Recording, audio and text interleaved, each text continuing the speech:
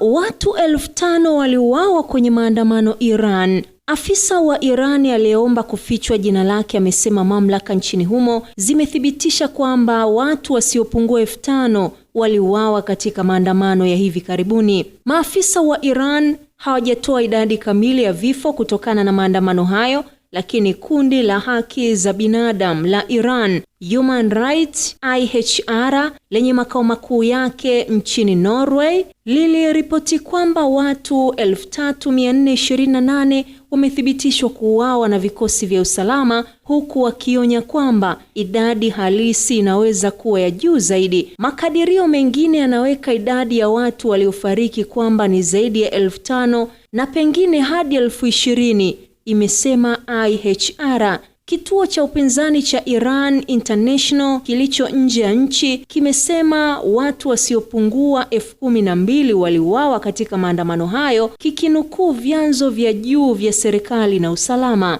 Idara ya mahakama ya Iran imepinga kabisa takwimu hizo.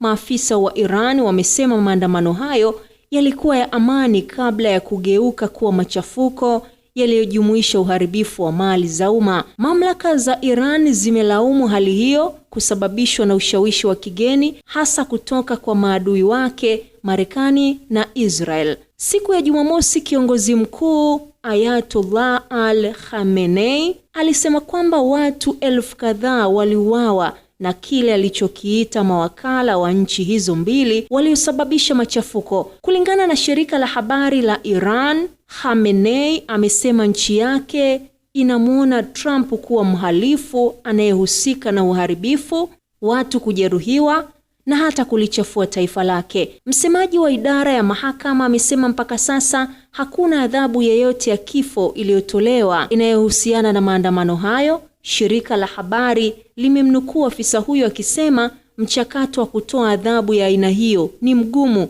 na ni mrefu, unaoweza kuchukua muda wa miezi hadi miaka kadhaa. Mamlaka za Iran zimesema zimefikia kurejesha hatua kwa hatua huduma za internet baada ya kusimamisha mawasiliano kote nchini humo zaidi ya wiki moja iliyopita. Haya ni kwa mujibu wa vyombo vya habari vya ndani. Huduma za kupiga simu za kimataifa zimerejeshwa tangu Jumanne na za kutuma ujumbe mfupi zimerejeshwa Jumamosi asubuhi. Maandamano hayo yalianza Disemba 28, yalionekana kama changamoto kubwa kwa uongozi wa Iran tangu maandamano ya miezi kadhaa yaliyosababishwa na kifo cha Mahsa Amin mwaka 2022.